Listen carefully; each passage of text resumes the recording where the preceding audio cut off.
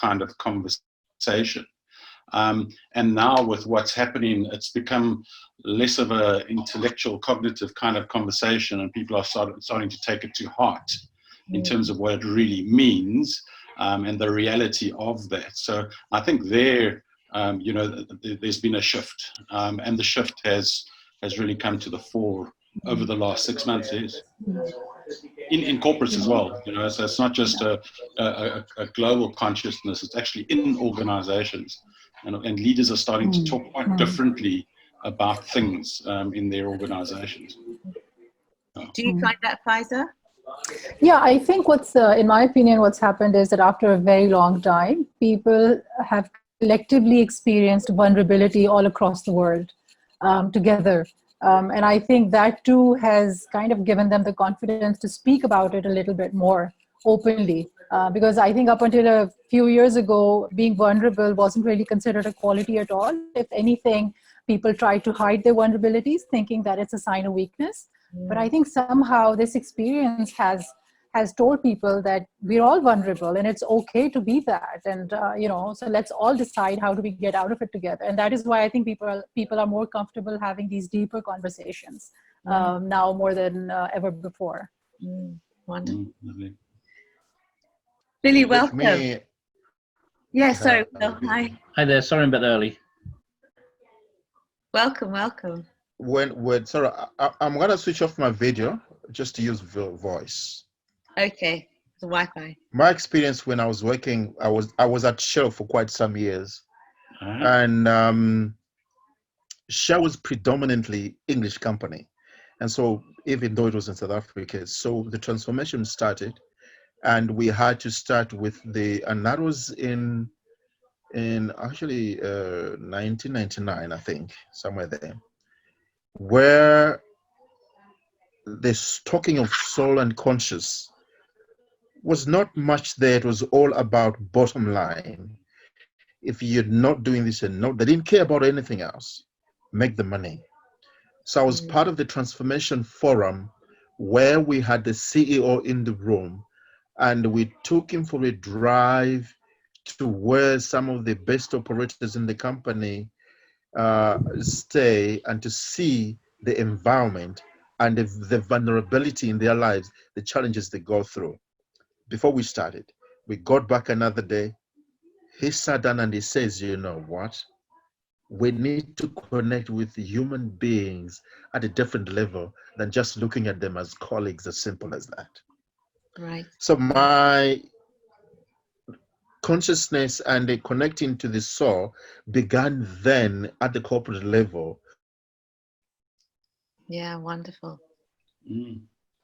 Yeah, it's very exciting, and I think also for all of us to be, or for most of us on the call right now, to be in the seat of OD learning and development, that in a way we're the voices, and we are I call us the light workers here to really help, I think, take hold of this opportunity and then to leverage it and to kind of make this light bigger.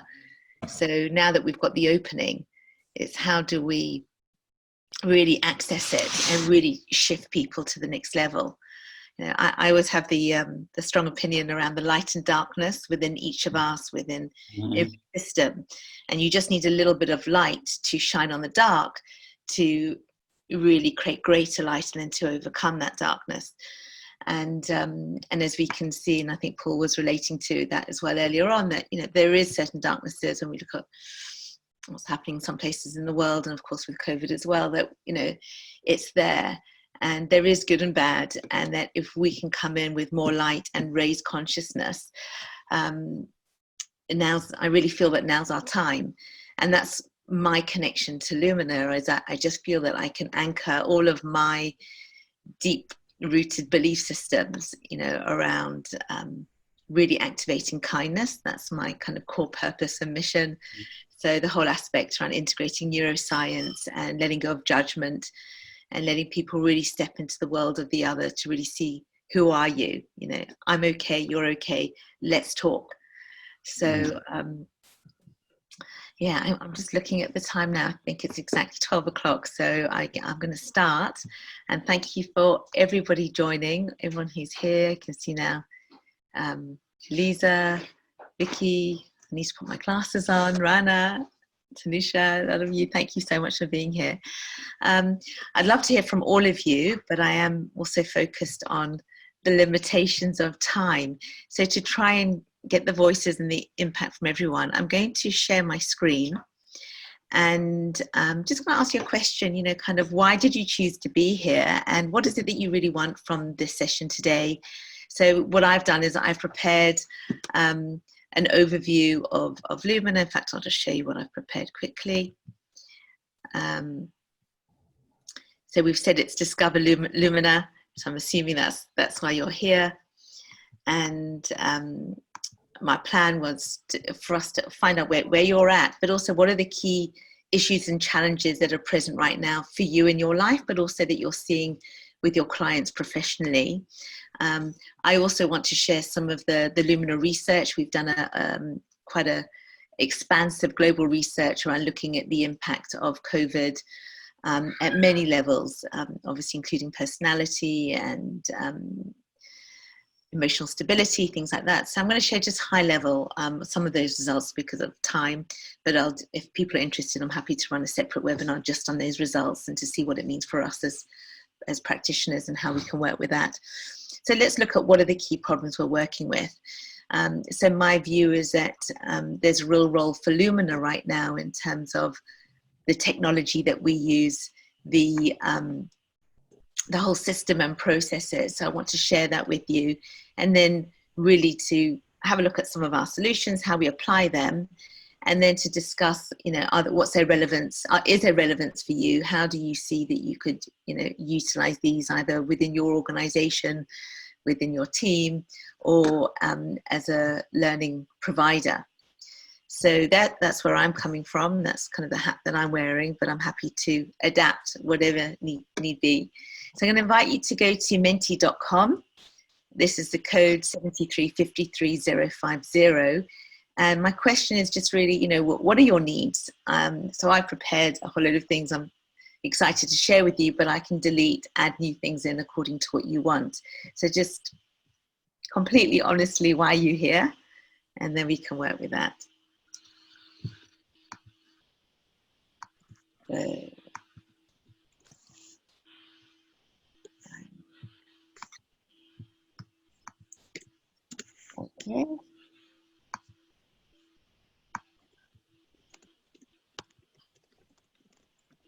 So as you're typing in, it should start appearing on the screen. Lauren, can you see the screen, the menti.com screen? I can, and the sentences are starting to come up. Wonderful. So Lauren, yeah, if you want to say hi, we work together. Do you want to just introduce yourself? Yes, absolutely. Thanks so much, Nicole. My name is Lauren. I'm also based down here in South Africa, as a couple of the people on the call are today, in Johannesburg, and work with Nicole and the Joburg team here in South Africa, really just supporting the amazing work that Lumina Learning is doing in South Africa and on the African continent and globally. Really excited to be joining the team today and being a part of the conversations. Fabulous. Thanks so much, Lauren, as always, for great support and work. So we've got to see how the solutions can help, to learn how to market Lumina solutions and to network with the other rest of Lumina community. So that's wonderful. Some people here already using the Lumina methodology and tools. How can I integrate it into my coaching practice? Okay. I think that's brilliant. And I'd love to just get a sense, maybe either in the chat, how many of you are not using Lumina currently? So just to say, if you're not using it currently, but you're interested to get a sense of where I hone the conversation at.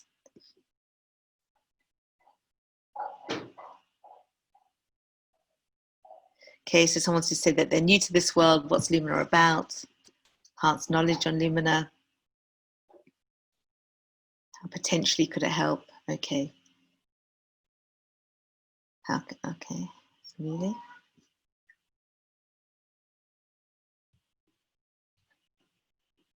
Okay. Okay, so it seems what I'm hearing is that there's a lot of generic around, just tell me more about Lumina, how can I apply it, how can I use it? So whether you're new to Lumina or you're using it currently, it's just about a deeper dive. So that's great. And Lauren's going to keep an eye on the chat for me. So Lauren, if anything else comes through on the chat, will you just share that? Will do. As it comes. Okay, so all right. So what I've planned seems to be still useful, and I'm just going to go to my next question if I can, which is really just asking you what are the current issues that you're facing right now, maybe professionally, but also that you're hearing that your clients are facing. What are they saying they need help with? What shifts maybe have they seen, since COVID came in?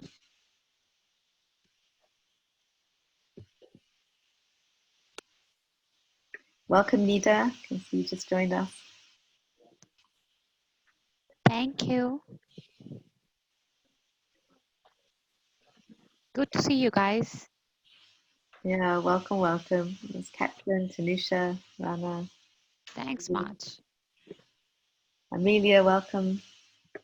Per, hi. Okay, key business financial viability. And I think that's been a big issue in terms of the work that we do. Often people think, is this a priority right now? This is about my financial stability. Are we going to survive through this? What does our new normal look like? How can we recreate our business so that we can survive this?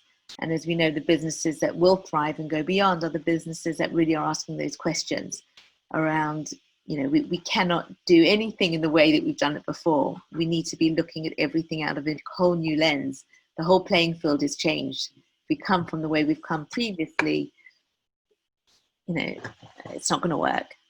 So, and I think a lot of the work that we're doing is really about supporting, listening, but working together and helping, putting our hands out to our clients to say, we're with you on this journey, but this is a time where you really need to step up.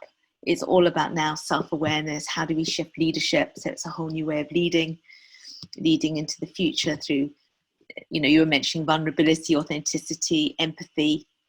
It's a whole new leader that we're looking at now. How can the leaders really enable agility of mind so that people, whether they're working remotely or not, but that they are engaged, that they're performing, that they're spinning, that they're thinking. Because now we need different thinking more than ever. So it's all about adaptability, innovation.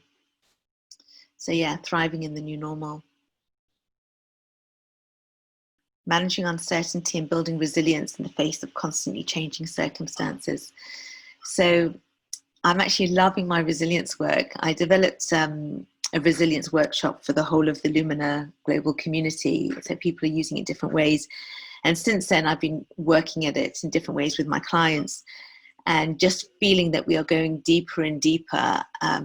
We can start off around looking at practically, what can I do in terms of managing my presence, my beingness through the way I live my life, through whether it's mindfulness, meditation, healthy eating, exercise, and we know all the impacts of that. But then moving into the power of relationships and connectivity, that's a key kind of cause of resilience. And then going deeper into emotional and mental resilience and connecting to meaning and purpose. And it's just been incredible journeys and just releasing such deep vulnerability. In fact, I just ran a session. What was it? I'm trying to remember the days. I think it was on Monday.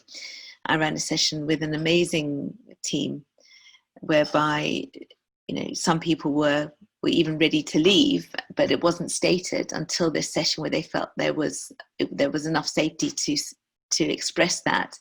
And then the whole team came forward around, we want to support you. Nicole, sorry to jump in. Vicky and Faza are both asking about how they can access the resilience workshop content on the chat. Okay, so well, once you're qualified with Lumina, so because it integrates a lot of our work with emotional resilience and things like that. So if you're qualified, just let me know. Just send us your email address, and then we can send you all the slides, all the facilitator notes, workbooks, everything. So just let us know. So leadership application execution in the digital office. Okay, great. So it looks keep sharing these either through here if you can, or if not. Oh, I'm just seeing here, you can't see my screen. I didn't put the share back on. I'm so sorry. All right, now you can see the screen. So we've just got inputs from 4 people so far. So I'd love to hear from more of you around what are the challenges that you're facing. It's just anonymous, whether it's for you or your clients. And I've just been speaking through as some of them have come up. So we've got about the... Hi Nicole, sorry I've not got the login for Menti, but I can just share. Thank you. Yeah. This way, if that's okay. I was thinking about communication. So a lot of leaders have been talking about communication with the team or individual team members. So in a practical sense of how do you Sorry, I'm just sharing. Can you just tell us your name? My name? Yes. Sarah. Oh, Sarah, hi. Yeah, hi. You on this? Yeah. But also in terms of how do you actually connect with somebody, and when you sort of go a bit deeper, there's a couple of themes that come out. One is that if there's potentially been a bit of a barrier to communication before, it seems to be further aggravated by the physical distance. But also that communication seems to be really successful when both parties are completely brought into it. But if one of them has a bit of resistance or doesn't think it's going to work, it makes it a bit more tricky over things like Zoom. But there's definitely a lot around how do you communicate and connect and coach your team and, absolutely build all of that side of things. Yeah. And I think, and that's exactly a lot of what our research actually showed, is around the potential of the disconnect when people are working remotely, and that huge need for communication. So I'll share some of the data that relates to that. So what we found, so Stuart Desson, he's the CEO of Lumina Global. He's done his PhD in evaluative bias. So that's something that feeds through a lot of our work, which is about kind of really the humanistic psychology aspect of really seeing people for all that they are, for accepting the complexity, for accepting, where we project onto others, but recognizing the need at every single level, even through the questions when people use a questionnaire, that everything is equal and fair. And I'll talk a bit more about that later. So he's done this research. I think he's had about 2,000 respondents globally. And these are just some of the findings briefly. If you're interested, then I'll do another session. He's actually got some coming up. But employer view of some of the key challenges is around leadership adaptability. How well are they able to stretch their style and shift it so that they can lead remotely? And in fact, we've got a whole new, another, like the resilience is one. We've just launched something called Leading in a Remote World, looking at leading self, leading others, leading business, which is speaking to this need. The disconnection of teams, before working, working together, now working apart is creating even more emphasis on silo thinking, silo working, not as much collaboration going on, poor communication that Sarah's speaking about, politicking, lack of trust and the impact of that. Another thing that you've mentioned already around mental health and resilience, and there's some real data showing that people are really suffering and challenged right now around at many levels. I'll share more on that in a moment. They're also seeing a decrease in both accountability and productivity. So what do the employees say? So that's the employer, but on the employee side, in terms of their actual experience since working remotely, definite increase in anxiety. And we see that through our Lumina Emotion, where we look at, we measure neuroticism, emotional stability, and we're actually seeing an increase in neuroticism and greater anxiety. people feeling more isolated, excluded and lonely. But kind of connected to what Sarah's saying, that people can overcome the loneliness through remote connection if they have that intention.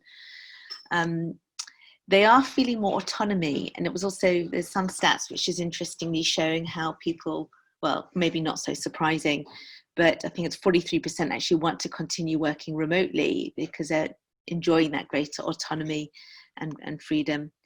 But overall, significant less productivity. So not only are employers saying that, but employees are agreeing with that. So less positive thinking, which brings in the whole aspect of resilience and mindset, and the importance of shifting that. So how do we, move from I can't to I can, using all the power of positive thinking, but at the same time recognize the importance of vulnerability, that we don't always have to wear this strong armor, that we can say, I need help right now, I'm struggling. Also finding, the research found an increase in introversion, and that's a risk reactor. That's part of the way that we measure emotional stability, whereas the opposite, a decrease, well, no, it's aligned. So increasing going inwards, which is for me one of the positives of this, when they say, really go inside when you're inside in terms of lockdown, because I am finding that this is a real opportunity to put your finger in the power socket and really get into deep inner work and transcendence even. But we do need to be a bit quieter and go within, and with that, the decrease in extroversion. So less inspiration driven, looking out there, more kind of down to earth, which in itself, that part could be an issue, because there needs to be a moment whereby we're able to step into what's next. How do we co-create the new future? And just these are some kind of more detailed feedback here in terms of some of the results, so you can just kind of skip. Yeah, it's Paul here. So just an observation on my side, and obviously my sample is very, very small. A lot of the executives that I've spoken to, possibly more on the IT side in organizations, they've actually found an increase in productivity, not a decrease in productivity. Mm-hmm. But that knock-on effect has obviously has its problems, and they are mindful of the anxiety that comes with, or the potential breakdown that comes with working too much, longer hours, not shorter hours, because of less travel time, that sort of thing. And obviously this is in a South African context, and a small sample within more the technology side of organizations. But they're worried about the knock-on effect of working longer hours, and obviously the productivity is there. The output is significantly higher, but obviously a knock-on effect. So I don't know, maybe that makes sense to me. Well, first of all, here you can see number 3, balancing work and home, and I think also the longer hours I can see for myself, it took me quite a while to I always, I can be quite a workaholic, but I could see that I wasn't having any boundary, and I could just easily work all the way through the night without having those boundaries. So I can see how productivity can absolutely increase. But I also wonder the extent of, your sample being an IT area where maybe people are naturally more introverted, so have less of a need to be, and maybe the work itself also is work that they can do more on their own, in terms of coding, and I would imagine, because in terms of looking at the scores, of course there is huge variation, and while overall they've said they're finding a decrease in productivity, I would imagine that there must but there must also be many outliers of increased productivity, depending on the industry, the team, the focus, and even within one company, they're probably having some areas really functioning even better than before, and they may continue working remotely, but then they need to manage, as you're saying, resilience, balance, and some less so. But it's, for me, what's really interesting is, if this is going to be a longer term shift, how can we really understand the experience now, and maybe this is part of, you know, with every team that forms, you get the forming, storming, you know, norming before they're performing. And so maybe this is just part of the journey, is there needs to be a bit of the breakdown before they break through. But it's also very much going to depend around the whole system, how the whole system is set up, you know, whether it's what level of team communication is put in place, what's the quality of the leadership in terms of connection and building trust and motivating and supporting and clarity of objectives and things like that. So it's interesting, and thanks for bringing that light to say with all of this. Yeah, so even this can be a, you know, quite a big sample. It's still a sample, and it's coming from different countries. I'm sure there'll be cultural differences as well. There's going to be team difference, industry differences, but just to have a bit of a view around what are people potentially experiencing right now.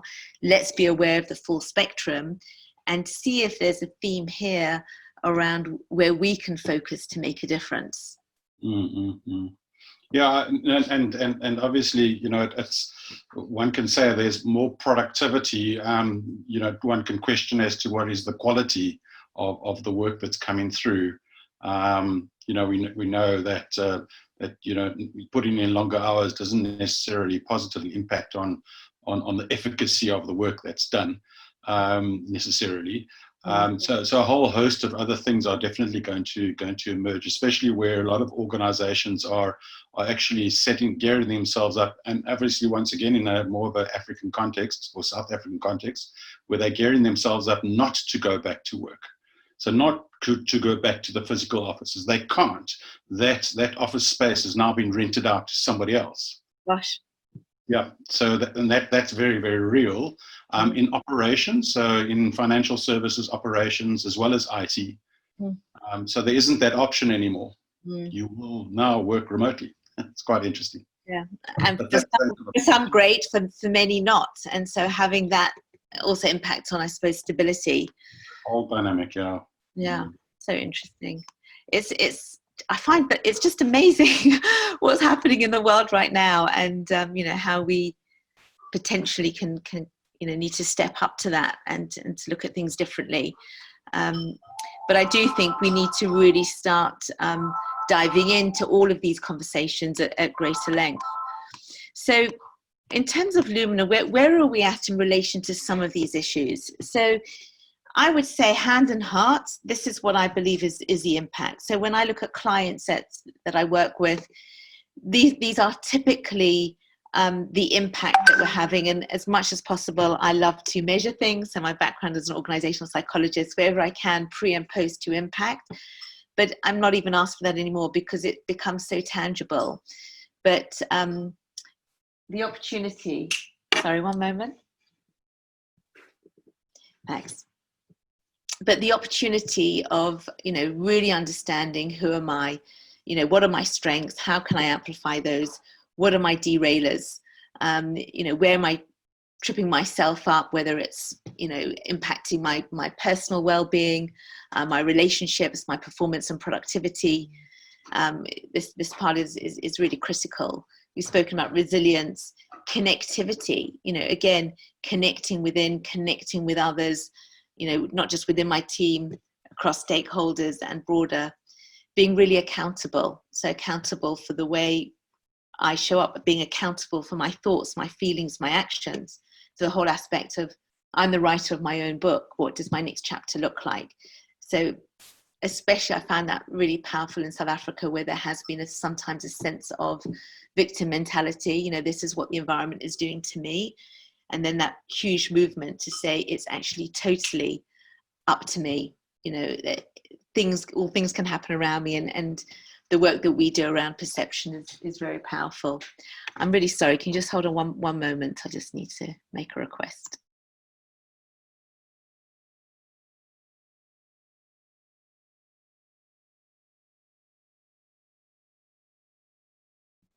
While we're waiting for Nicole, I just want to quickly jump into the chat for a second. Faza also said she would have thought creativity would have gone up with people trying to think more outside the box to survive financially and creativity.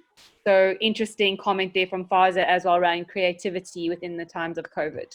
and linking into the innovation aspect. And I'll share briefly one of our innovation solutions.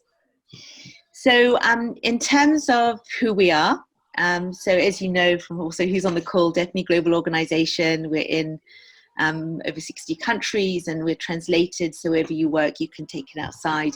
We really focus on putting the client and the practitioner in the center. So all our work is very much customized in every way. You own it. You know, you can reorder pages, put in your own methodology. It's your logo. So that's something that is very kind of tangible and makes it very adaptable. In terms of our philosophies, we celebrate the uniqueness and the diversity of people. So this whole focus on D&I right now, it really speaks to our core, because it's really about expressing the diversity within, but also, you know, amongst other people, you know, more broadly, and to really value that difference, celebrate it, and then leverage from it. And then to wake up organizations to honor human beings, to move from the human doings to the human beings, deepen connectedness, we've spoken about, effortlessly virtual. So it's been really interesting for Lumina, because we have two kind of motivators or drivers. The one is we're deeply steeped in research. So there's quite a few academics on our team. We want to really understand, you know, the whole part of Lumina that we measure. You know, we want to be the antidote to the labeling of, you know, that happens whenever you have a 4-quadrant tool. So, you know, we measure 24 qualities at 3 persona levels, underlying, everyday, or extended. And when we look at Lumina Motion, we actually even give a construct label to each of those. It makes those who know it understand it, but it just gives us an amazing nuanced approach to really understand where we're at, where we need to move, and where we need to shift. And then, so we have the research aspect, and then we have this whole kind of innovative digital technology. So we've got this fantastic team who are constantly looking at new ways that we can help and engage learning so that it's, you know, instant, that it's sustainable and scalable. And I'll share some of those with you as we go through. I did a couple of videos just to try and give you an essence of that. So it's instant value, it's lifelong learning through our digital Spark Coach. I'll give you some examples. So we're looking at developing holistic psychometrics, and we have a range, and our developments are ongoing. We are constantly developing new applications. So these are just a few of them that I've listed there. So we deeply value difference. We have a digital view of dynamic personality, and in summary, it's smart data, but simple language. So the thing that we're not good at, you know, is we're not good at marketing. So we've been around for 10 years. If any of you came across Insights, that was my previous business that I brought to South Africa in 1999. I built that business, but then it wasn't speaking to my inner core truth, which is about really embracing diversity and the greater breadth of who people are. And I felt it was hard to get away from the labeling and stereotyping. So, you know, I do feel, you know, like with Lumina, it really is kind of this greater breadth of understanding. So I'm not sure why I mentioned that. I had a reason and it's just left me. So that's just a little bit about who we are. I'm just going to go quickly into the solutions because I really want to have good conversations with you about it. But in terms of our solutions, so we have our Spark. That's our kind of our foundational tool. And that's really answering the question, who am I? Understand yourself, understand others. And it's all about the communication. And with Spark, actually, we have the Splash app, we have the Team Viewer, we have the Digital Spark Coach. So it's a very big solution. And then we have a whole number of range of workshops that are available for all of our practitioners just to go forth and use in the best ways they can. So Lumina Team, this is where we move into team strategy, where the leader can say, this is our goal. We look at what are the key behaviors to achieve that goal. We map that on our mandala. And then we look at how the actual team culture based on the Lumina Spark, how are you showing up at the 3 persona levels? And we do a gap analysis, and visually it becomes really clear. Aligned here, great. You know, we're really good on follow through, being accountable, getting the job done. But in fact, one of our key focus areas needs to be innovation, or we need to be more collaborative or client-centric, and there's nothing happening there. It's just a big void space. And it gets people into clear awareness, and then we go into champions and project planning it. So there's real tangible shifts happen. Lumina Select, assess, select, and onboard. I'll show you briefly what this looks like. So the other two are more about preference. There we move into competence. Lumina Motion, where we look at motion intelligence, resilience. Lumina Leader, how to build competence to really lead into the future. And this is also a 360 tool. And then Lumina Sales, which is really important now, especially when companies are looking at profitability and viability, to build your influence in your sales capability. So all of these have in common our underlying kind of principles, and they all feed into each other, but they all have their own model. So wherever we go, they've each got their own map, their own set of cards, their own portrait. So they're independent, but they all weave in beautifully. So I'm honing in now to the Lumina Spark as a foundational tool. Please shout out if you've got any questions. I'm going to try and go through this quite quickly. I just want to give you a sense as quickly as I can, so then we can speak about it. So if you want to grab a cup of coffee or tea and just enjoy the show. So Lumina Spark, basically, this is what we measure on the right. 24 qualities at 3 persona levels. And it's all about, what do I want to tune up? What do I want to tune down, so that I can fully step into my potential and achieve my potential. It's very powerful also just having that visually. Initially, it looks quite complex. So what we do is we aggregate it to 24 qualities, to 8 aspects, and to 4 colors. So we know the limitations of these, but there's also deep value. So the value of 4 colors is around, which all the 4 quadrant tools, especially Insights, do really well, which is around the building rapport stage. Who am I? Who are you? What mountaintop do you stand on? Let me get off mine, get onto yours. How can we actually have a real authentic conversation now? Let me understand you. So there's value at the 4. The 8 gives us another level of depth, where we say, okay, I may be 1% on my inspiring archetype, but actually I suddenly see at the aspect level, maybe it's my highest, or maybe there's one quality there that's really strong. And as we move to the 24 qualities, blue may be my highest, but actually when I look at it, I'm really high on it because I overextend and I'm high on underlying, but I'm not using it functionally. So we have to work at this level to really have the right interpretation of the 4 and the 8. So we kind of really focus here, but we do this very dynamic build because we still know there's value. So for example, the 8 aspects, we have our beautiful Splash app where you can have your splash, you have the person that you need to develop your relationship with, compare and contrast to see how you can use it to really build a great relationship.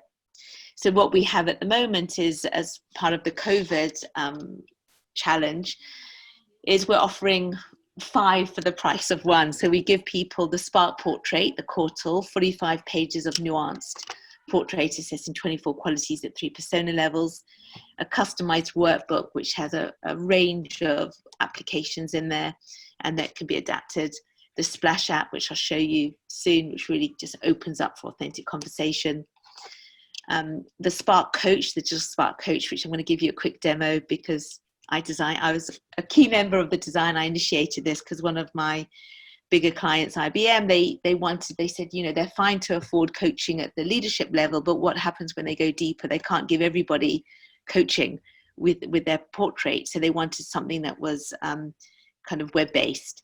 So that was the initiator of it. So now what we've got is this whole tool where people want to go deeper. It's great to use as a post, if you are coaching them, as a post-coaching session. They can take it on for themselves forevermore or after the workshop. And we've also now developed it for the coach themselves, just to help guide their ability to really access the magic of the Spark Portrait. I'll show that to you in a minute. And then the gift is just really, this is what I meant by the COVID related offer, which is really saying, we're all now working at home and, with our families, and that's led to quite a number of challenges. I'm loving my relationship courses, and I'm going to be doing more conversations on that if any of you want to join. But this is to enable, to give a free portrait. It's just a summary taster portrait, but at least it enables them to download their splash accurately so they can compare and contrast. So that's, any partner or family member that you want to develop your relationship, when someone does it, they can also give them a free portrait. So this is our beautiful model, and we use this in all sorts of ways. As we said, measure the 24, and now that we're doing everything virtually, you know, people, I'll show you some examples, but we stamp these, we draw on this all over, and people do their intros with their word clouds in different ways. But we take each of those 24 qualities to 3 persona levels. So we look at your underlying, that's your shoes off self, your natural preference, how we would like to be, and what we like. So this is our being. Then you've got the more serious face, and this is your adaptive self. So this is the doing. And then finally, the overextended. And we say this is when it can get ugly. It's a tantrum, and it's not just the kids who have it. Adults have it often as well, where we, if you think of neuroscience in the brain, where we, prefrontal cortex, limbic brain, and we just flip in a moment. Something's happened, we're not in control, a value of ours has been challenged, and we flip in a moment and we overextend. And this shows us where we tend to overextend. And then we have a beautiful process called the journey to composure, where people walk the mat and they'll say, you know, this is what happens to me. This is my inner talk. This is where I feel it in my body. This is the impact on my personal well-being, my relationships, and my performance. And it becomes really clear that this is where shifts need to take place. And then they look at their everyday qualities, and they go back here and say, look, I'm actually strong on flexible or logical. How can I leverage and call upon that quality to help me out of this overextension? So we call it that we have to activate the spark, and the spark is when we stop, we pause, we take this deep breath, and then we assess the situation and we choose a new way of being. But it's all about calming the amygdala, coming back to ourselves so that we can regain control, regain composure, and make sure that we have positive impact for ourselves and others and performance. So this is what it looks like, you know, at an individual level. It's all about what do I need to dial down, what do I need to dial up. And you can see this is one of a leader I was working with recently, and you can see a lot of the overextensions on the reds. So it's their power base. They use their reds well, so they're high every day, but they don't have a limitation on it. And there's not mediation happening on the other side. Sometimes if you have very high reds, but there's some empathy or collaborative or intimate, which is about listening and having one-to-one conversations, that can counteract it. But where that doesn't exist, you get this full-blown red energy, which is about being competitive and controlling and seeking conflict, and too argumentative for these. That, as you can imagine, you know, where does that leader stand today in this new world? You know, it's going to be hard for them. They're going to be quite lost, but they're going to need support around a key shift to see, actually, now we need to really listen. They are not human doings. It's not just about the task. You know, as Will was saying, that the shift from task to the human being, you matter. You know, how can I engage with you and talk to you? And it can be really hard, especially where people are very high on the reds and the blues. Okay, so from a time perspective, I'll move on. This is our digital spark coach, the one I was just talking to you now, the one that we've been developing and we're just launching this week. Very excited.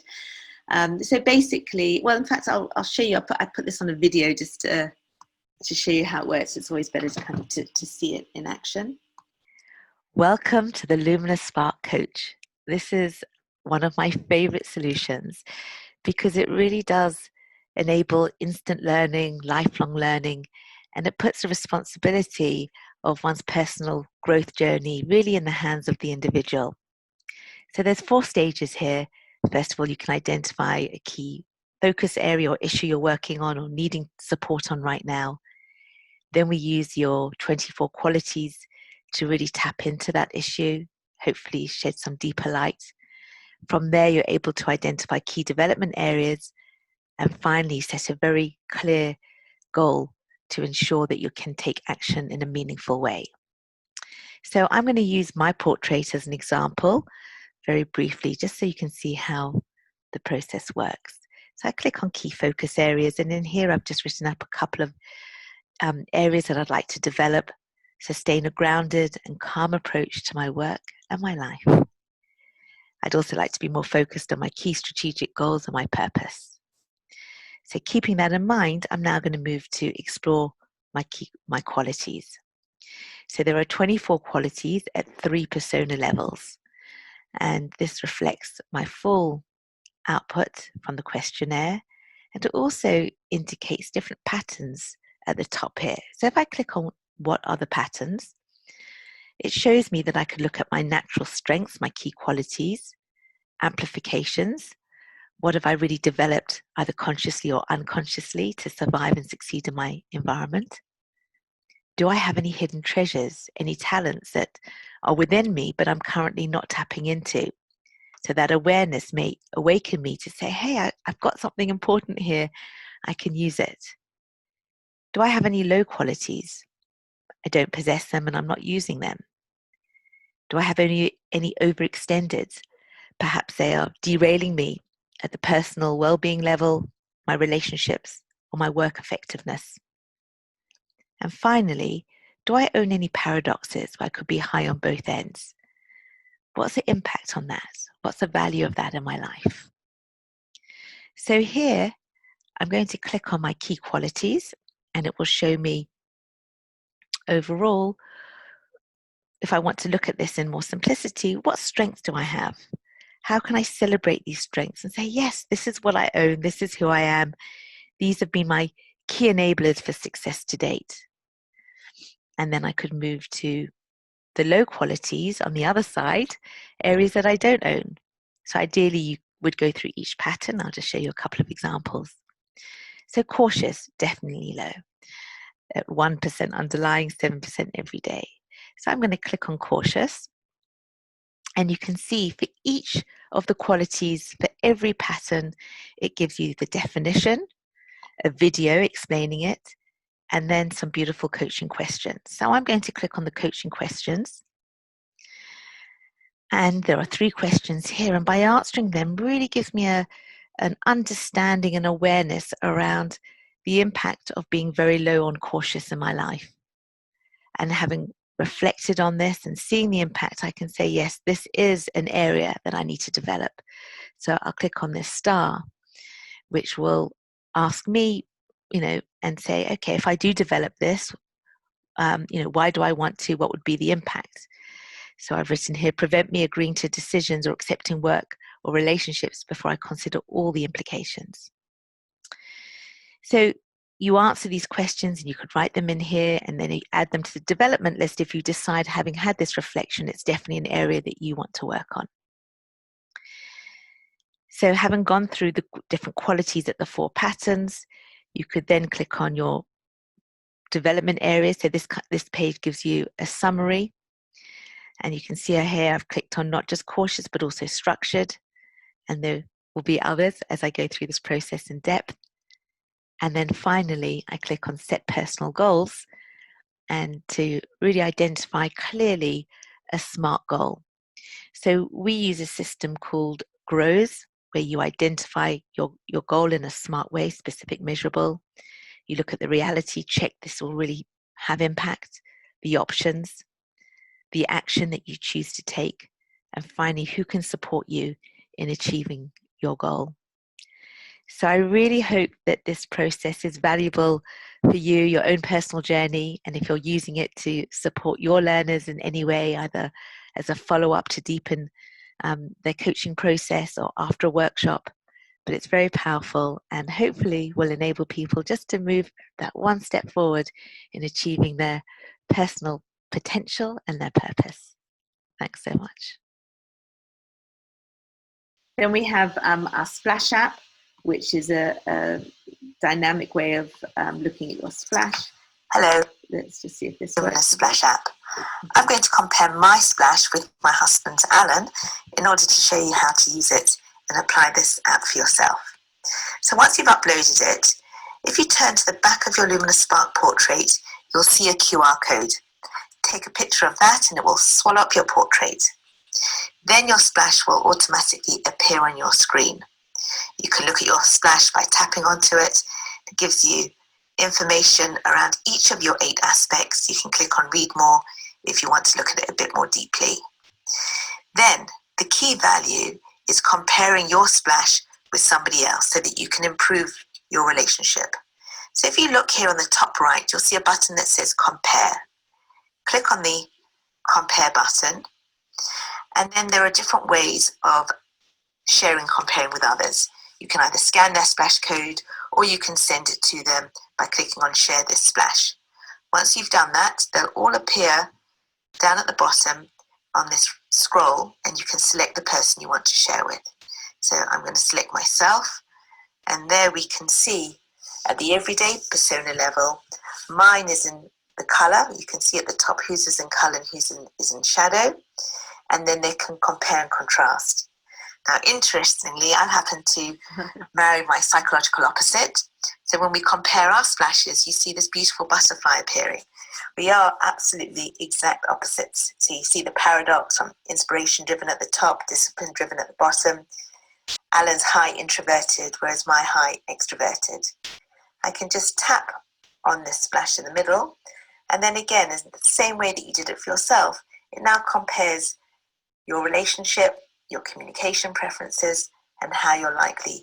Yeah, I'm actually going to move on just because of time. But anyway, so any questions on that splash app before I move on from that? Hopefully it gives you a sense. It's something very unique, and there's no other kind of assessment tools at the moment that offer anything like this.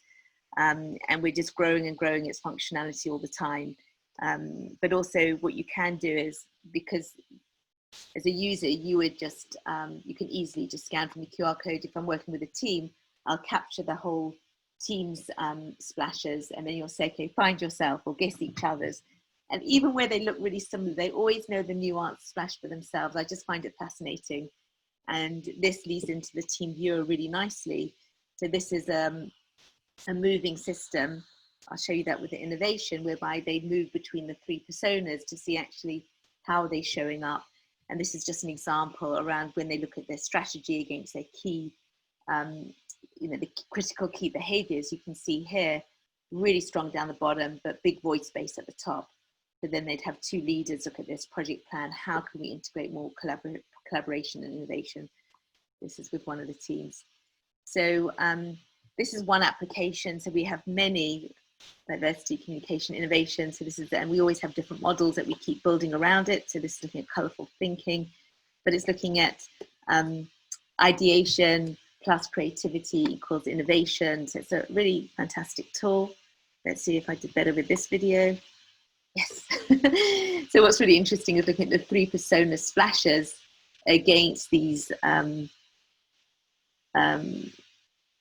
the innovation behaviors. And then here, I'll go back and just show you that video. Okay, so you can just see this is kind of just showing you a little bit around the team viewer. There's much more to show you on that, but you actually get to see where they move. And then when you put the different models around that, to see, well, what does being innovation actually mean for you based on the way that you show up? So I'm now moving, I'm leaving Spark aside now. So you get a sense of what Spark is. This is Lumina Select. It is also based on Spark, but it's used for talent, onboarding, selection, that kind of thing. So you can see here, they get an overview of their underlying and everyday together. So that looks at their effective qualities, and then looks at 16 performance competencies. There's a lot more to this because you get the definition of each one, and you can do a whole job profiling. I'm using this quite a lot now for development as well as for selection, where you can help organizations profile different roles to see what's necessary. We're looking at supporting certain organizations in South Africa around retrenchment to help people find new jobs and things. So it's just a one page. It's very simple, but it gives them a key overview. It's a very cost effective tool. And then there is a fuller process which looks much more in depth, which I won't share with you today. Just a couple of examples, just workshops, just to show you, give you a little sense of how we work online. So we do a card game, just starting with the 4 colors, where people will just do their check-in and share their claimed qualities. People will say if they agree or disagree with the quality that people have taken. Much later on, we look at, people will see what they want to dial up, dial down, and they share. I had an amazing process with an organization recently where, again, the key issues of complete silo working, lack of trust in the team. In fact, don't want to go away too much, but no one here will know the organization, but there were 5 teams within a department all competing against each other very unhealthily. And the level of movement from working with the leaders to then working with the whole team of 50 people, I think was demonstrated by the moment, and Lauren was doing that, we worked with this client together, whereby each leader shared their portrait openly with a whole team, saying, guys, this is who I am, warts and all. This is what you get from me. These are my strengths, and this is why I trip up, and this is why you see this behavior, and this is why I need to change. And then they got feedback. But there's something about the whole methodology that gets people just to be so authentic and just to say, it's okay. You know, yeah, I'm great, but I'm also can be crap sometimes and I need help. And that's what it means to be human. But let's get real. Let's have a conversation. Let's see what I need to dial up, dial down. Let's see how we can support each other. You know, it's not saying because our team dynamic shows that we're all maybe clustered in one area that we need to now recruit new people and kick people out. Not at all. It's saying that we've all got everything we need within us, but we need the awareness to then make useful shifts and changes. And typically, you know, what they need underlying will exist for someone in the team, but they've just suppressed it. It's a hidden, what we call a hidden treasure, that you can see here, this flexible. No, sorry, that's an amplification. A hidden treasure would be like a high-low, like this empathy, really high naturally, but hey, I'm not going to show it to anyone because red and blue is what's really important in this team. But now they're recognizing we need your empathy. You've got it, you're hiding it, dial it up, we need it. From now is actually critical for us. So it's just amazing conversations that happen. And then, you know, they said that they could put their QR codes. They let all 55 people in their team upload each of their splashes so they could put them on and compare their own with the leaders of the team. And then we did an exercise whereby we were looking at their team mandala against their key behaviors. This is just an example of resilience where we look at power of action, connection, emotions, and mind. And part of that was saying, you know, what are your key enablers? What are your derailers? So I'm going fast through it because I realized I have some pictures there. Okay, so that's just kind of a whistle-top tour through Lumina. We'd love you to either work with one of our practitioners to support you in any of our solutions, or to join us, which is our ideal, become part of our beautiful community and network. So just recently, unlock access and make our solutions yours, because you really can customize them all. And we have this wonderful accreditation, virtual accreditation. Yeah, my goal is together we can deepen human connection in our world. I haven't even touched with you really how we do that. This is kind of some of the tools and the playing things, but it's all the stuff in between, which is a whole nother conversation. And those of you who've been on any of my talks may get a bit of an essence of it, but that's shared another time. So this is just some of the feedback we've had. We really have a high standard virtual qualification. Being a perfectionist, always been very possessive and wanting to do everything myself. And it's been amazing just letting go and seeing now we have these amazing global qualifications where people are doing it together, learning from each other, and going through this process whereby actually it's over 28 days instead of having this 3-day intensive. It combines kind of online virtual classrooms with work that you do by yourself. And then there's this whole social platform where people are sharing, and the feedback I'm just having consistently has been that this just really works, and it enables people to more quickly get into application because it's over time and there's opportunity to practice and then come back for more input and broaden. So I'm kind of giving you a whole lot of snippets, but the process itself it's full, but it's also over time makes it more integrative. So this is just an example. This would be kind of the stage 1. You have all these different sections that you can kind of unlock. You go through these processes as a gateway at the end.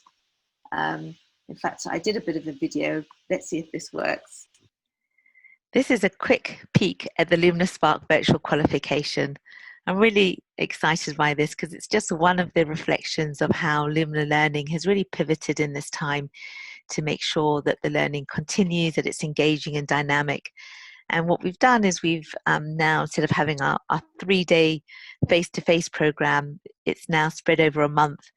And it includes online classroom learning as well as social learning, and included in it are videos, lots of gamification, lots of reflection, interpretations, facilitation, feedback sessions. So it's definitely very blended, very eclectic, but really gives the learner opportunity to integrate, consolidate the learning so that afterwards they're ready to go forward and implement it, hopefully in a confident and impactful way. And this is one of my favorite exercises. I just thought I'd show you. So this is just a first stage. You can see it shows you the journey. This is how they start, the Lumina approach, about the portrait and our model. So I'm just going to click on one of the exercises as an example, which is one of the mappers. So under the Lumina Spark model, I clicked on the 8 aspects mapper. And having learned through the process of how, well, it's a bottom-up approach, so from the 72 24 qualities at 3 personas, we aggregate it back to 24 qualities, the 8 aspects that we're looking at right now, and then to the 4 color archetypes. So where you get it correct, it says great, spot on, and then if you put it in the wrong place, it says you're close but not quite right, and then you can move and find the right answer. So it's just one way of just showing how the system works in a really engaging way.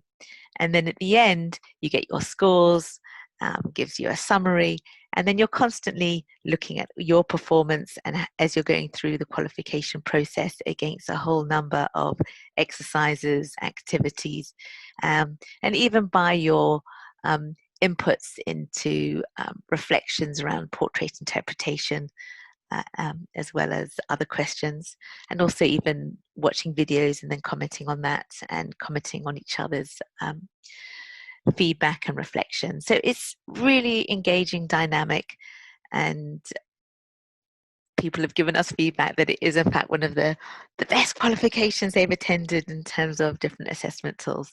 So I hope that you will join us and participate in this program. Okay, so that's it basically. That's what I wanted to share with you. So now I can stop share and let's talk. So if everyone, let's click on gallery view, and if you can all unmute, would be great. And love to know what you think, questions, thoughts. And let me just see how long we've got. So, and also just looking at the time, just if you can't put your question out there, can you please put it on the chat? Just love to get some feedback from you around where you're at. And also important for Laura and I, if you are interested in having a follow-up conversation around accreditation, just to make a note of that in the chat so that we can follow up with you. So any chance, more videos on would be fabulous so we can see your beautiful faces. And anyone, any questions?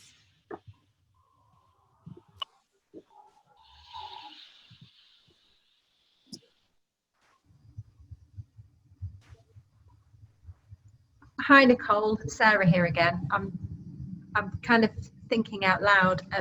The thing that I really like about the tool, well, is the idea of using it for individual coaching and professionals in business, leaders or non-leaders, leaders or individual contributors, but also the team one.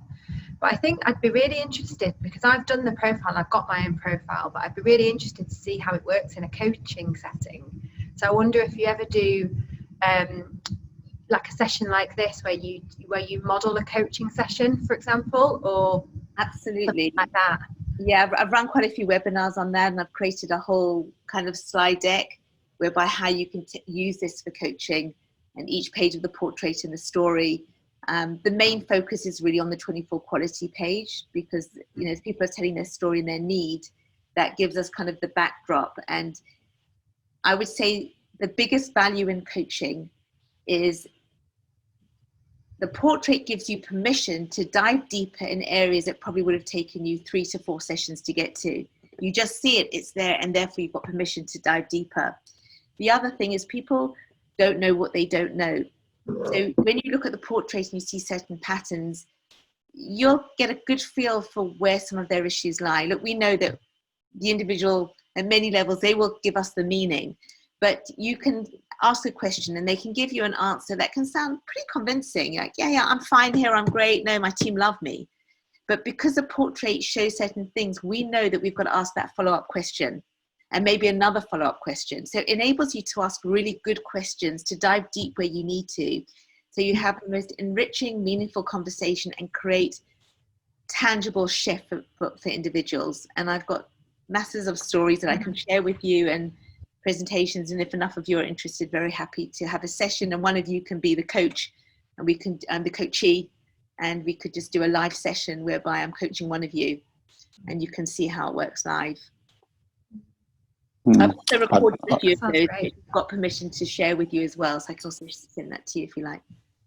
Yeah, I'd be interested in that as well, Nicole. Okay, great. So we'll make Nicole, I have also put our email address into the chat bar. So if there is anybody that has any questions or would like some more information or anything that they'd like after our call today, feel free to email us with your questions or requests, and we'll do our best to get to everybody as quickly as possible. Yeah, thank you. Yeah, thank you. If I may. Thank you, Lisa. Thank you, Nicole. I like so much Lumina Learning umbrella and brilliant development of all these different tools. Thank you. For Spark coaching and different psychometric tools which will help us during coaching. Could I understand a bit more how to attend some virtual additional learning? Because I'm a Lumina practitioner and I love the mandala and 3 personas. But I think that now it's time to move further and use even more Lumina tools, Lumina Learning tools for the Spark coaching. So what we could do is we can add you to the Lumina South Africa Practitioner Network group, and then we have quite regular webinars. We look at a number of different applications. We've got about 5 groups at the moment. People who are interested in applications for, remind me, Lauren, for retrenchment, for schools, leadership. Yeah. There are so many different ones all the time that are emerging, and we're all developing a lot of very enriching materials all the time, and there's a lot of abundance there. So very happy for you to join that and to kind of learn and grow with us, because it is ultimately all about working more deeply. And it's also, we're very focused that everybody's got their own wisdom. So it's not about ever saying, this is our way, this is our stuff, use it. This is all just a suggestion. We give you everything that we've got, and then we say, if you need to customize or take things out, you can. So, our vision is to make a difference. And, so that's how we work. I think it really is quite an abundant organization. Yeah. Thank you. Thank you. Thanks, Lisa. Thank you. Thank you. Thank you, Nicole. Karen. So I work with, thank you first of all for your presentation, very insightful, very easy to follow as well. So I had a former colleague, Mady, she was skilled in Lumina, and we would like to continue to use it for kicking off with project teams in change journeys that come together, probably oftentimes don't know each other, different stakeholders, different companies, and could you possibly touch upon the difference between then Lumina Spark and Lumina Team? Because I quite like the idea of, hey, in-depth insights into your different qualities and your empathy, what is it you're bringing to the table, and what is it you could probably tap into to facilitate the team development, in comparison to the 3 different persona levels which you have in Lumina Team. Absolutely. So are you looking, what specifically then is it that you want support around what that design could look like? Just from your experience, what would be best for them to go through? So is it more the individual, like, this is my Spark personality, or this is the team development? Just get an idea of, okay, what you see, for me, it's funny, because I've run probably thousands, and yet ridiculously so I redesign every single time. So it's really dependent on what are the needs for that team? What are they going through? I mean, obviously I use the same kind of formatting and the same kind of flow, but the focuses will be different. So, you know, you say, when you say that, I think that they're both really important. For me, it's kind of like a journey, but then I'll amplify depending on where the need is. So the beginning part, if I take you through what the journey looks like, if say there's a 1 day, the first part would be context setting by the stakeholder that I've groomed beforehand, because it's the energy that they bring in will set the tone for the whole day. So their openness and authenticity. So they'll open it. And then by setting the context, it's really about creating the safe container, which is really important. And the card exercise just seems to shift people into that feeling of safety, that it's okay, yes, I've got strengths, I'll own this, and yes, I can trip myself up. So depending on the issues for the team, if they say we're not being innovative or there's a breakdown in communication, from the very beginning when they're checking in, they're saying, this is the value that I bring in terms of helping communication in the team. And this is where I know I trip communication up in the team. So so just the whole nature of the conversation from the beginning, we're using the model, but we're using it against a conversation that's useful and helpful. So from the initial, we then go into a shift in paradigm, and the shift in paradigm is all about Viktor Frankl. And so our work is based on his quote, which is, between stimulus and response, there is a space. In that space is your power to choose your response. And in your response lies your growth and your freedom. So that means that we are accountable to create the shift from unconscious reaction to a conscious response. Responsibility, ability to respond. So even when they get their portraits, I'm saying from the very beginning, this is a reflection of how you answered that right now and how your being is right now. But actually, we can even change our personality. So from unconscious incompetence to unconscious competence, it's all about new sets of habits that we do repeatedly based on our awareness to show up in a way that we can achieve our potential and create those relationships. So basically, you've got this paradigm shift around accountability. We talk about mountaintops, getting off our mountaintops to see the world from another perspective. 8.5 billion people in the world. That's quite complex. Yeah, we all have a very different way of seeing the world. So we're going to use a lens of color to access the commonality, because there's also some beautiful similarities in us. Then we go into the color model, and we'll do speed reading, building rapport. So now it's all about, how can I connect more deeply with my stakeholders? I'll get them to work on someone personal, someone in this team. So all the time we're working on self and team. Then we move into, who am I? So you've got to have that deeper dive about self before you can go into team, because people have to own their stuff. They need to know who they are, what's their contribution to the team at a deeper level. What do I give? How do I derail it? What value can I add? How can I trip it up? Where do I need to grow? Who in this team has got the skill set and the talents that I can call upon to help me out? So it's very much around understanding myself, and therefore the contribution that I can make, not just for the team, but also to achieve my purpose and to achieve my best. So what we'll do often is a peer coaching. And if they can't afford one-to-one coaching, then I would recommend they do the digital spark coach and they take themselves on the journey. One-to-one coaching is always much better because, yeah, of course, but even if they have one-to-one coaching, they can still follow through with the digital spark coach. So deep dive about self. Sorry for my very long answer. I'm nearly there. The next move is into team communication. I've missed out the splash app, which is also very important, because the splash app, before the portrait, is what do I need to start, stop, and continue in my communication with you? So that's kind of integrated into the building rapport.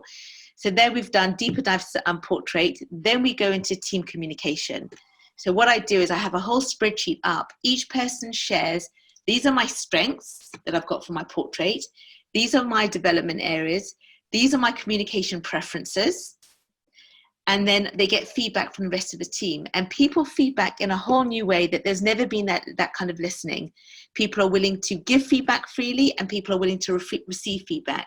So imagine the value of that, where people have worked together for years and they've never been honest around what they need and want from each other. So they kind of have permission to say things in a way where they that's non-judgmental, but that's clear and that's received well and heard. So that's very powerful. So you've done team communication, then you go into team strategy, where you look at the team mandala, dynamic, how it moves. You look at their vision, their strategy, their key behaviors. You do this gap analysis, and then you move into actions. So there is so much that they gain. I mean, imagine it, for me, I just think they're so lucky. We empower them to change the whole way they live their life with every relationship that they hold, so they can be more purpose-driven and clear on their values. Then they look at how they can build rapport with every relationship again. So now, it's just so powerful. Then it's about who am I, what's working, what isn't. Then it's about how to work better with my team. And then it's team strategy. So they're getting so much within a process, and the model just holds it. Mm. And it holds, my philosophy and need. My purpose is about increasing kindness. And it absolutely increases kindness, because it gets people to see it's not about me. There's no right or wrong. People are not doing what they do to annoy me, to frustrate me, to trigger me. They're doing it because they're trying to survive and succeed based on who they are and their mountaintop and how they see the world. So drop your judgments, look for the essence, recognize that language is an insufficient means of communication, actually, and connect to the soul, connect to really what's going on here, and then find ways to communicate it so that it serves both of us. So that's kind of my underlying thing that gets woven through. But the process, I'm very purpose-driven about kindness, but I'm also, as an org psych, I'm passionate about performance and productivity. And I also believe people who are employed and paid are accountable to deliver. And, otherwise they must leave and go do something else. But you've got to bring your full energy. You've got to be engaged and creative. And this process helps people step into that power of deliverables as well. I'm being paid to deliver. If I'm not delivering and working at my best, then I'm actually stealing from my organization. So I've got both sides that I move between, but and depending on what's appropriate, I'll share that. But I want people to be on, I want people to be alive, to be on fire, to be engaged, to be accountable, and never to be victim. So I feel this process just helps create that.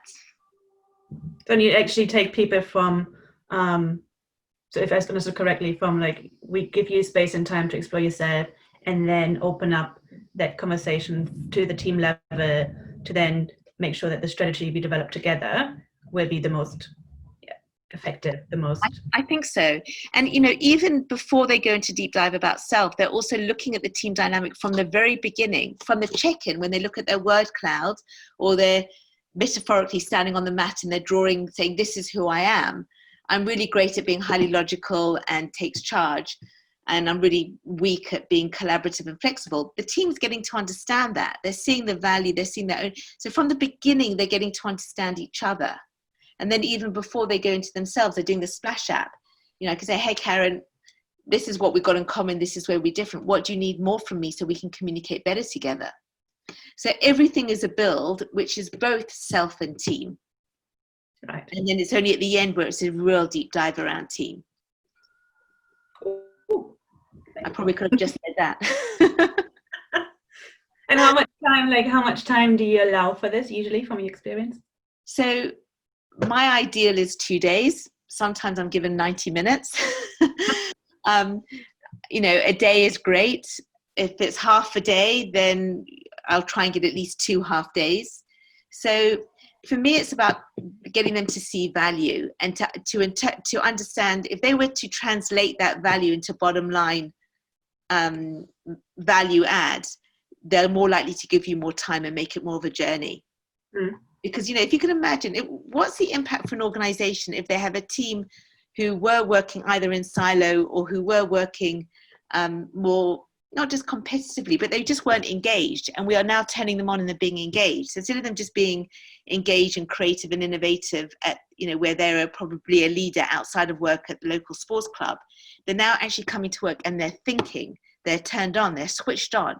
So I just feel like we're switching on lots of lights. So value to that. I mean, we can increase productivity, performance in a very tangible way, which is why I like to measure it. So I've got some studies where I've measured, like for example at Adidas, the one team I was working on had a 32% result in terms of the employee engagement score, and their leader 55%. They were the lowest in the organization. after 18 months, or was a year to 18 months of working with them, when they did the next employee survey, they were the highest. They were 92% employee engagement and 100% for the leader, who got the employee of the year. So the shifts were very tangible. For them, their biggest thing was, they said, you know, and the FD, who hated the rest of the board at that time, found them so incompetent. Suddenly, he was so engaged with his whole board. The finance department were invited to the marketing Christmas party, because they got to understand that it wasn't that the company was stupid. In fact, they were critical. They needed their yellow, red, wild marketing edge for the company to succeed. So the finance, very rigorous, needing their financials reporting, was a necessity, but not in the way that they were making the requests or reporting on it. So they completely shifted the way that they engage with the rest of the company to make the financial numbers work for them, inform them, help their strategy, as opposed to just being both sides being annoying. So there's lots of really great stories where you can see impact and shift.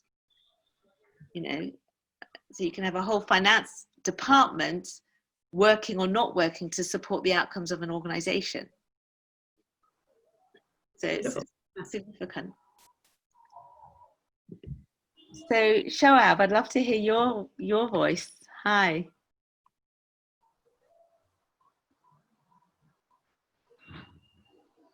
So I have to put my I'm good, Nicole. Thank you very much. Yeah. Hi, so I have to see your name properly, I have to. So how do I pronounce your name? Oh, okay. It's Shoaib Ahmed. Shoaib Ahmed. Hi. So very interesting. Yeah, we were in conversation with Zainab, and we were planning to do it for our leadership team and for our one of the team at technical side. So, and my colleague Nida is with me. She can be seen. Yeah. Now you can see her. Okay, wonderful. Okay, so wonderful. We like this Splash app also, and then how teams can communicate with each other on the basis of this. What are the different personality types they have, and how we can communicate or connect them well. So that's important for us. Fantastic. Fantastic. Yeah, and knowing that, you know, even though there's different personality types, you know, probably everybody's got what they need, but it's how can you activate the key strengths from the different teams? Okay. And just having the awareness creates such a shift around productivity and performance, because ultimately people want to be told they're okay. They want to feel they're okay. Okay.